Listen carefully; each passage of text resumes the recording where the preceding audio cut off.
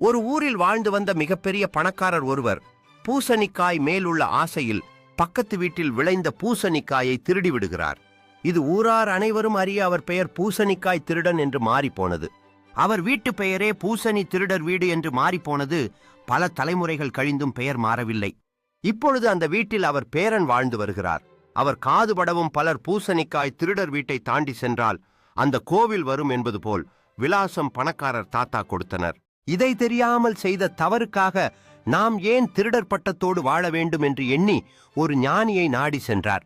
அவரிடம் நடந்ததை கூறி திருத்தம் கேட்க ஞானி அவர் கூறினார், உன் வீட்டில் தினம் 100 பேருக்கு சாப்பாடு போடு என்று சொல்லி அனுப்ப அவரும் போட ஆரம்பித்தார். ஒரு வாரத்தில் அவர் காதுபட கேட்டார். அந்த தச்சர் வீடு எங்கு உள்ளது என்று கேட்க ஒருவர் கூறினார், அங்கே ஒரு சோறு போடுற ஐயா வீடு உள்ளது, அதில் இருந்து 3வது வீடு என்று விலாசம் கூறினர்.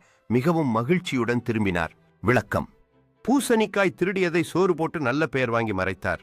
தவறு செய்து மறைத்தல் அல்ல, நல்லதை செய், தவறு தானாக மறையும் என்பதே இதன் கருத்து.